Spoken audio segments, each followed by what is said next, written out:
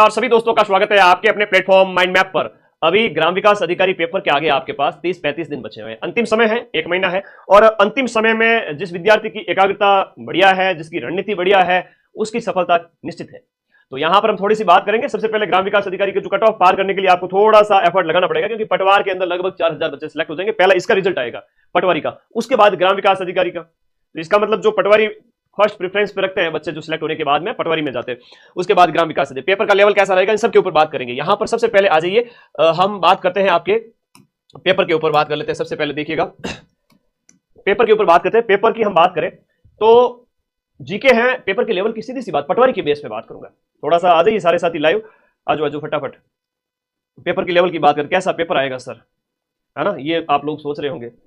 हमने पटवारी की तैयारी की, सीईटी की तैयारी की, पिछले 1 साल से आप लोगों को मैं जम के पढ़ा रहा हूं। तो अब कोई टेंशन लेने वाली बात है नहीं। जीके है, चाहे राजस्थान का है, चाहे आपका ज्योग्राफी है, चाहे इंडिया है, वर्ल्ड है, राजस्थान की ज्योग्राफी है, इकोनॉमिक्स वाला पार्ट है, जो है राजस्थान की इकोनॉमी वगैरह सर्वे वाला पार्ट है, ये सब सामान्य आने वाले हैं जो आपके दे रखे हैं वो वाले। मतलब सीधे सीधे आपने जो कंटेंट पढ़ रखा है उसमें से। लेकिन करंट अफेयर्स अभी तो जैसे 4th ग्रेड के अंदर 50% थोड़ा टिपिकल दे दिया। तो जनवरी से सितंबर तक का करंट अफेयर्स आपको पढ़ना है, जनवरी से सितंबर तक का करंट अफेयर्स पढ़ना है। उसमें भी जुलाई, अगस्त और सितंबर, लास्ट के 3 महीने पे ज्यादा फोकस करना है। इंडिया, वर्ल्ड, राजस्थान तीनों आपके सिलेबस में है। मैथ्स की बात करें, मैथ्स आपके 24 क्वेश्चन 30 मार्क्स थे। 24 क्वेश्चन 30 मार्क्स के। मैथ अच्छी आएगी, लेकिन मैथ में गुरुजी किसी को आती है, किसी को नहीं आती है, ऐसे भी कैंडिडेट है। सिलेक्शन लेने वाले वो कैंडिडेट भी होंगे जिनको मैथ एवरेज आती है या कम आती है। तो मैथ से डरना नहीं है। 30 में से एटलीस्ट 10 से 15 नंबर तो आपको लेने ही लेने हैं, लेने ही लेने हैं। आप लोगों को मैथ्स अच्छी लेवल की पूछी जाती है, तो 170 नंबर का है वो बाकी वाला पार्ट है, और 30 नंबर की मैथ है। तो 200 में से हम बात करें, 30 नंबर है सिर्फ और सिर्फ, 170 नंबर का बाकी वाला पार्ट है। तो 170 नंबर को बढ़िया कीजिए। मैथ अपनी जैसे जिसकी है उस हिसाब से हो जाएगा, कोई दिक्कत नहीं। English on an average medium level की, जैसे ग्राम विकास अभी इसमें आपके पटवारी में थी, जैसे 4th ग्रेड में थी, तो आप कर सकते हो। थोड़ा सा अभ्यास करो, जिसको नहीं आती है फिर उसके लिए तो इंग्लिश है वो टफ हो ही जाती है। तो इंग्लिश को टफ नहीं करना है, इसकी हमने बात की। और टेस्ट तो इंपॉर्टेंट है, टेस्ट लगाते हैं नहीं और फिर कहते हैं कि सर मेरे 5वें गोले चले गए, 5वें गोले भर नहीं पाए और पेपर टाइम पे पूरा हुआ नहीं। एटलीस्ट 2, 4, 5 पेपर, 10 पेपर, जितनी आपकी क्षमता है उतने आप टेस्ट पेपर लगा ले। अब थोड़ा सा बात करते हैं सिलेबस की। जैसे सारे सब्जेक्ट है वो इक्वल है एक तरह से देखा जाए। जैसे एक हिंदी हो गया, फिर इंग्लिश हो गया, फिर मैथ्स हो गया, फिर जीके वाला पार्ट है, फिर आपका ज्योग्राफी वाला 5-6 नंबर पे ये सब्जेक्ट हो गया, 7 पे ये हो गया, 8 पे ये हो गया। ऐसे हम अगर डिवाइड करें तो थोड़ा समझे इस बात को। हिंदी के 24 प्रश्न आएंगे आपके 30 नंबर के। इसमें आप पूरे में से पूरा स्कोर कर सकते हो, इवन 90% तक स्कोर कर सकते हो। बताओ मुझे कोई दिक्कत आपकी? आप लोगों ने जो है सीईटी ग्रेजुएशन से, पूरे साल से आप लोगों को पढ़ाता आ रहा हूं, सीईटी ग्रेजुएशन से मेहनत करवा रहा हूं, पिछले 1.5 साल से आप लोग मेहनत कर रहे हो। नहीं डरना है, रटने वाली चीजों को रट डालिए, समझने वाली चीजों को समझ डालिए, संधि समास उपसर्ग प्रत्यय वगैरह। तो आपको बढ़िया स्कोर करना, 20+ क्वेश्चन सही करके एटलीस्ट आपका 25 से 30 के बीच का स्कोर इसमें करना ही करना है। ये आपका बहुत बढ़िया है। मैं खुश हूं आप लोगों से कि ये आपका बहुत बढ़िया है, बहुत बढ़िया है। हिंदी में आप बहुत बढ़िया स्कोर करोगे। चलिए आगे आइए सर, इंग्लिश की बात करें। इंग्लिश में 50% अच्छा स्कोर कर सकते हो। इंग्लिश में सामान्य चीजें पूछी जाती है, कई बार थोड़ा सोचना पड़ता है, ऑप्शन में ही पता चल जाता है। 4th ग्रेड वाला पेपर देखो, उसमें जो इंग्लिश दी हुई ना, उसमें इंग्लिश के अंदर मतलब जिसको इंग्लिश के रूल वगैरह छोटी छोटी चीजें बचपन से उसका बेस अगर मजबूत है तो अच्छी बात है, वो कर लेगा 50% बिना पढ़े ही। और जिसका बेस कमजोर है उसको थोड़ा नया पढ़ने की जरूरत है, अभी भी किया जा सकता है। जैसे डायरेक्ट इनडायरेक्ट का आया था, हम बात करें जो है, तो उसमें जैसे सेट 2 का टोल्ड होता है, ये रूल अगर पता है तो वो ऑप्शन सही हो रहा था।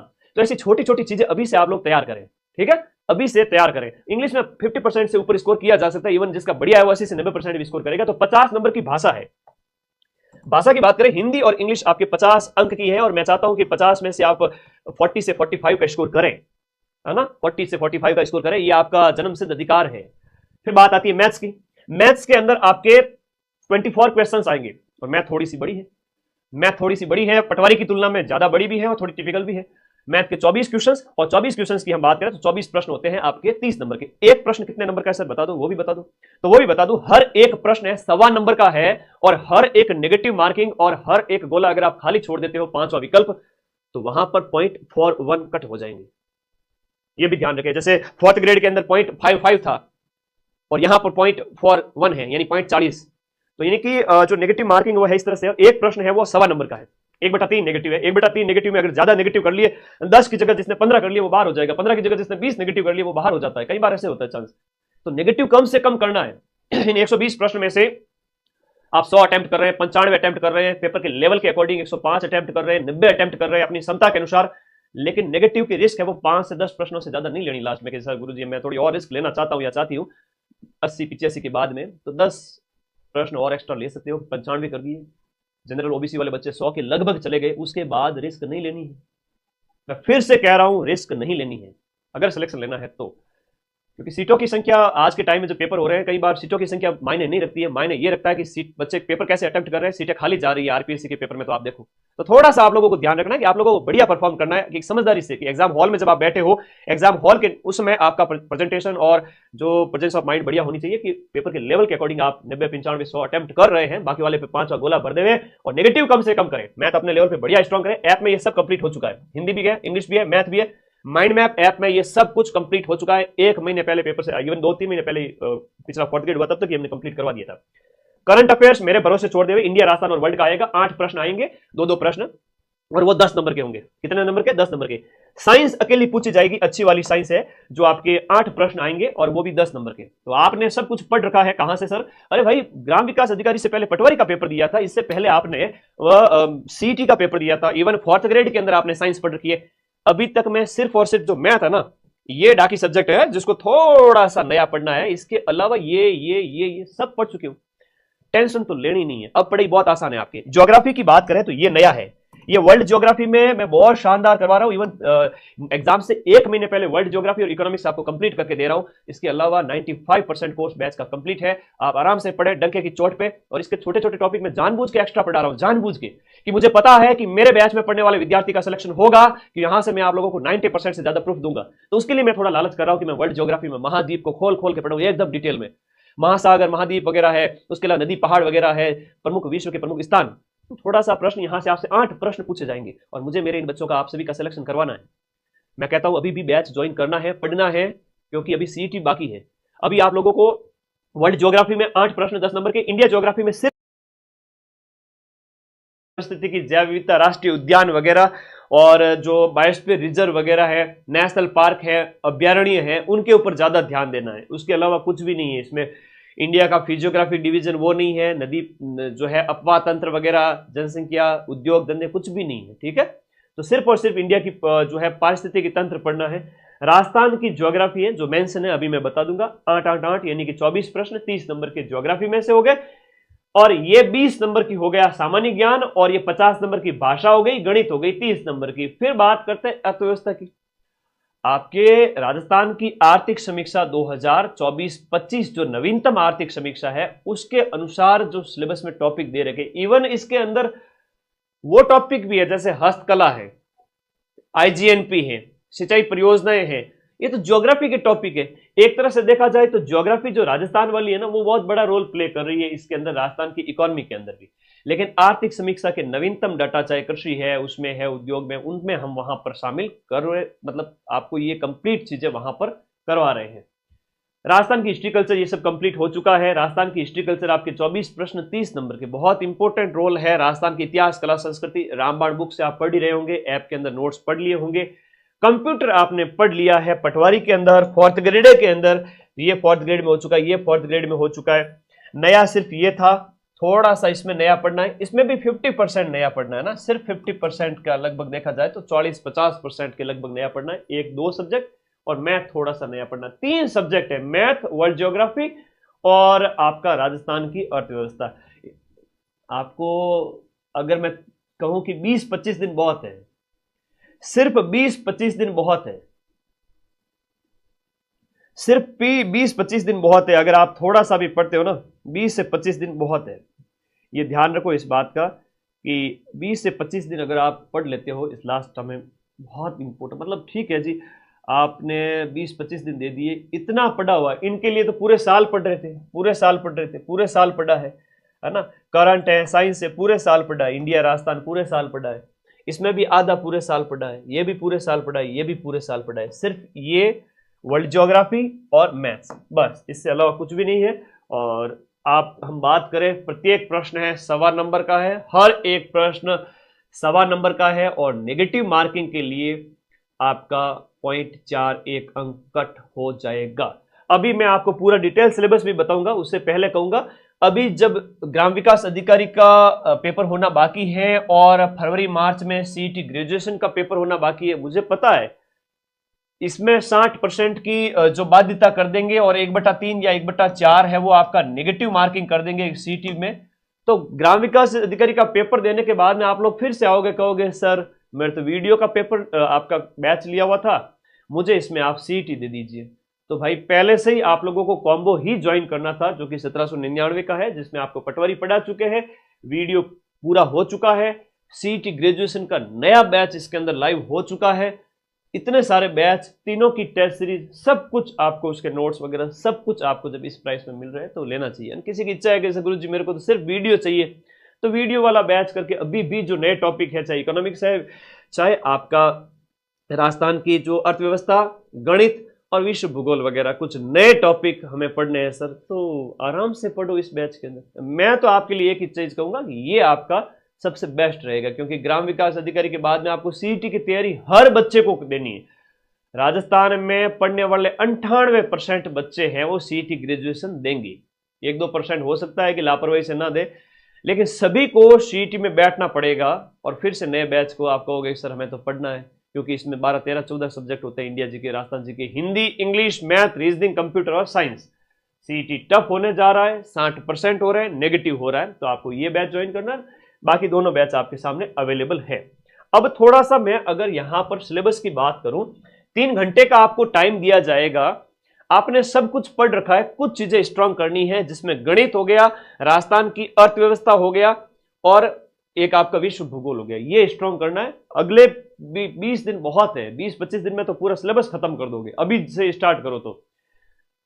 आपने पूरे साथ सीईटी में पढ़ा है, पटवारी में पढ़ा है, 4th ग्रेड में पढ़ा है। अगर कोई कहे कि सर मैंने तो बिल्कुल भी नहीं पढ़ा है, मैं मान ही नहीं सकता। मैंने पढ़ा है, दिन रात पैरों पे खड़े रह करके, है ना, मेरे पैरों की नसें खराब हो गई है पढ़ा के, दिन रात खड़ा रहता हूं, है ना, मेरे पैर खराब हो गए खड़े रह करके। मैं जानता हूं कि मैंने बहुत मेहनत करवाई है आपको, पटवारी में भी और सीईटी में भी और अभी 4th ग्रेड में, सब कुछ पढ़ रखा है। सिर्फ गणित है, वर्ल्ड ज्योग्राफी है, इकोनॉमिक्स है, जो है अर्थव्यवस्था, वो भी आर्थिक जो समीक्षा के संदर्भ में। तो यही तो पढ़ना। 160 प्रश्न है और 120 अंक हैं, सॉरी 160 प्रश्नों की संख्या 160 रहेगी, है ना, 120 नहीं रहेगी, 160 रहेगी प्रश्नों की संख्या। 160 प्रश्न है और 200 अंक है, 3 घंटे का टाइम दिया जाएगा और ये आपको जो सिलेबस दे रखा है वो रहेगा। और नेगेटिव मार्किंग यहां सीधा सीधा लिखा हुआ है 1/3 अंक। तो 1/3 का मतलब होता है आपके 1/3 का सीधा सीधा मतलब है 0.40 अंक कट जाएंगे हर एक नेगेटिव के लिए। अगर सिलेक्शन लेना है तो अगले 1 महीने मैं जैसा कहूं वैसा करो, सिलेक्शन मैं दिलवा दूंगा और 90% तो आपके इसी बैच से क्वेश्चन मिलेंगे। अब सिलेबस की यहां पर बात करें, जो नया सिलेबस जो आया हुआ था उसके अकॉर्डिंग बात कर लेते हैं। ये मैं अभी टेलीग्राम में वापस से भेज रहा हूं, एक बार तुम लोग देख लेना। हिंदी है जिसमें संधि, समास, उपसर्ग, प्रत्यय वगैरह है, तो रूल है, पढ़िए समझिए। इवन संधि तो वो चीज है, स्वर संधि तो अभी खड़े खड़े बता दूं एक स्लाइड में, है ना, स्वर संधि के 5 भेद, 5 में क्या क्या होता है वो, ठीक है, आराम से पढ़ो, समझ समझ के पढ़ो। इवन आपको थोड़े रूल पता है, उदाहरण भी पता है तो कर लोगे, रूल नहीं पता है तो भी हो जाएगा, उदाहरण से इनके पढ़ो, रटो, पर्याय, विलोम वगैरह इन सबको रटो, ठीक है, ज्यादा बड़ा नहीं, पारिभाषिक शब्दावली सब पढ़ के आए हो पटवारी में। अंग्रेजी की बात करें तो question based on grammar, grammar पूछी जाएगी और आपका पैराग्राफ आएगा, एक पैसेज आएगा जिसमें से आपको प्रश्नों के उत्तर देने हैं, जो आपके 20 अंक यानी कि आपके 16 क्वेश्चंस जो पूछे जाएंगे उसमें से 5-7 तो पैराग्राफ के आएंगे, एक पैसेज दे देंगे और उस पैसेज से आपको आंसर देने हैं। मैं फिर से कह रहा हूं, अंग्रेजी में नंबर कबाड़ने हैं तो पैसेज का अभ्यास करो। आप सभी साथी नौकरी ले लो, मेरे भाई बहनों, सब आप नौकरी ले लो प्लीज। इसके लिए पैसेज हम यूट्यूब पे भी करवाएंगे, लेकिन अभी आप अभ्यास करो। कैसे होगा? यूट्यूब पे तो लास्ट के 7-8 दिन मिलेंगे, मैं फिर से कह रहा हूं, क्योंकि अभी दीपावली भी आएगी। पिछले 6 महीने से घर नहीं गया हूं, फैमिली से सबसे दूर ही रहता हूं, अकेला तुम लोगों को पढ़ाने के लिए। तो अभी 3 एग्जाम बैक टू बैक हुए, तो दीपावली पे थोड़ा 5-7 दिन थोड़ा रेस्ट करेंगे, फिर तुम्हारे लास्ट 7-8 दिन में रिविजन करवाएंगे। उससे पहले एक पैसेज लीजिए, पैसेज के पहले प्रश्न पढ़ें। हमारे गुरुजी जो बचपन से हमें सिखाते आ रहे हैं कि पहले प्रश्न पढ़ें और फिर पैसेज के अंदर जाए, उन ढूंढे उन प्रश्नों को, कहां कहां आ रहे हैं वो प्रश्न, क्या इसका उत्तर हो सकता है, सीधे मिलान करें और आंसर निकालें और अपना नंबर पक्का करें। तो आधे प्रश्न तो आपको देख लो इसके आएंगे, 5-7 क्वेश्चन तो आपके इसके पैसेज के। गणित में ये सब कुछ ऐप में कंप्लीट हो चुका, ईच एंड एवरीथिंग ऐप में कंप्लीट हो चुका। 2 से 3 टीचर मैंने लगा के पढ़ा दिए, जहां पर दशमलव, भिन्न, प्रतिशत, अनुपात, समानुपात, औसत वगैरह ये सब आप पढ़ चुके हो पटवारी में। आधे तो पटवारी में पढ़ के आए हो, है ना, ब्याज वाले पढ़ के आए हो। ये थोड़ा सा बहुपद के गुणनखंड वगैरह, बहुपदों के जो आपके महत्तम समापवर्ती वगैरह, लघु एलसीएम वगैरह ये है, दो चरों वाले रैखिक समीकरण है, केंद्रीय प्रवृत्ति के माप, इसके प्रश्न भी अच्छे पूछे जाएंगे, माध्य विचलन वगैरह।